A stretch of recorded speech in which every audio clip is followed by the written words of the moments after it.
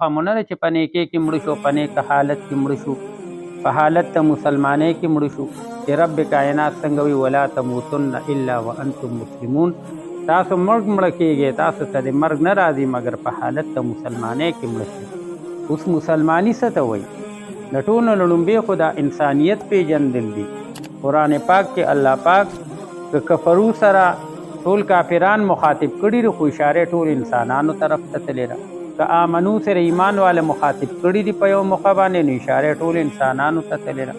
او په یا ایها الانسان سره هم الله ټول انسانیت مخاطب کړي دي. لکه دا چې کوم صورت ما ولوسته، د دې نه علاوه ډېر آیاتونه په یا ایها الانسان، یا ایها الانسان، یا ایها الانسان. نو د دې نه دا معلومه شو چې دا قرآن محض د مسلمان دپاره نه دی، نه به مسلمان د دې نه استفادې دعوه کوي چې بس زما دپاره دی او بل پکې را سره شریک نشته. قرآن د تمام انسانیت ترشتو هدایت لپاره دی.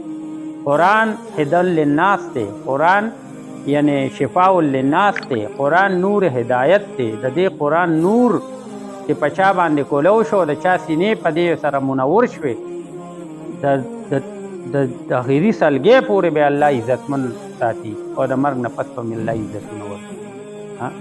افسوس دا دی چې معاشره کې اوس زمونږ قرآن خواني په وجود کې شته، خو قرآن فهمي په وجود کې نشته. په قرآن عبور چاته نه دی حاصل، قرآن ته چا ونه کتل.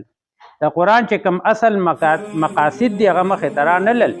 د قرآن د هر یو حرف 6666 یا کم و بیش آیاتونه حرفونه، نو د هر یو حرف د الف نه والې تر د یا پورې هر یو حرف کې نور دی. د هر یو حرف ځان له انوارات دي، ځان له اثرات دي، ځان له برکات دي. افسوس دا دی چې موږ پې پوه نه شو. موږ په قرآن درس کېږي، ترجمه کېږي، موږ دا ډو ضرورت نه مخصوصو چې د قرآن ته کښېنم چې دا قرآن ما نه څه غواړي، د دې قرآن مطالب څه دي. نو چې موږ او تاسو قرآن ته، د قرآن علومو ته، د قرآن تعلیم ته دا موږ د خپل ژوند نصب العین جوړ کړو چې په دې 40 غنټې ژوند کې خو یو غنټه خو د قرآن له ورکو، یو غنټه کې موږ د دې قرآن ته ورکړه، الله به د یوې غنټې اثرات زموږ په 30 غنټې زندګۍ باندې مرتب کړي. الله به زموږ په ټولو کارونو کې سمې راولي. الله به زموږ د دنیا د روان کارونه به الله ردې په برکت باندې سم کړي. ځکه چې د قرآن معجزات دي.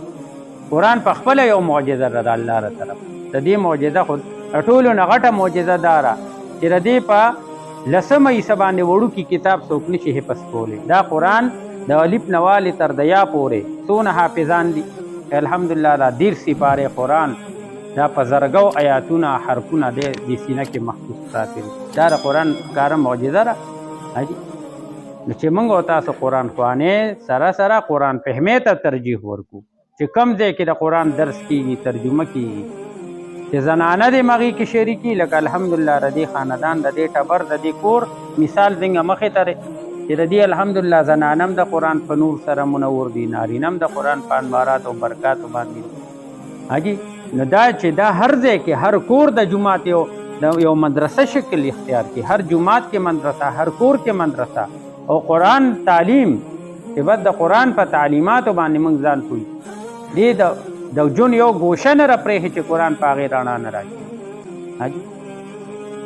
نو د قرآن په تعلیماتو باندې قرآن کم ضابطه او کم قاعده ده، هغې باندې ځان پویول او په اصلي مفهوم سره د دې ترجمه کول چې اصلي مطلب د دې قرآن آیات څه دی. اوس غیر مافیو کې بعضې ځایونو کې موږ وپوهېږو دا آیات د یهودو لپاره نازل دی او دا آیات د عیسایانو لپاره نازل دی او دا آیات د پلانکو لپاره دی.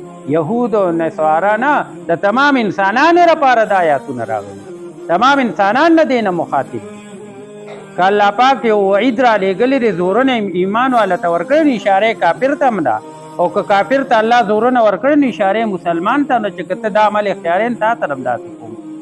ستا لپاره هم ګورې دا ضابطه او دا قاعده ستا لپاره هم نه، محض هغه دپاره نه ده. که تا داسې کار وکړو، تا داسې حرکت وکړو، ته د دې خلاف وچلېدې، نو دا ضابطه او قاعده قانون په تا باندې بیا لاګو کېږي. او خدا پرستی چې دی دا انسان دوستی ده. انسان سره مینه او محبت کوه، بس خدا پرست دی، د خدای بندی، الله در سره محبت کوي. د انسان سره محبت کولو کې د الله محبت پټ پروت. چې کوم انسان کې خدا پرستی راغله، د کې انسان دوستی راځي، او چې د کې انسان دوستی راغله، د کې به خدا پرستی راځي. اوس موږ نفرت او کینه او بغض او حسد د کوم ځای نه راغلل؟ دا خو انسان ګوره د کومو خبرو نه مشتق دی؟ مینه، محبت، اتفاق، اتحاد، یعنی بایچاره، بایبندي، د سر نه رخپو پورې انسان د مینې او محبت نه ډک. دا نفرتونه رقم دی نه راغله، دا کینه رقم دی نه راغله، دا بغض د کم دی نه راغله، دا حسد د کم دی نه راغله.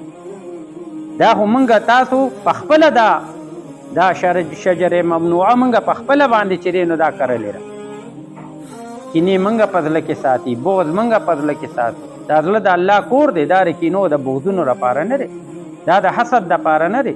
چې په کوم څیز کې حسد کوو هغې کې نه کوو، چې کوم دی کینه په کار د هغه دی کینه نه کوو. خپل ورور ته کینه ساتم، خپل تره زوی ته کینه ساتم، د ماما زوی ته کینه ساتم.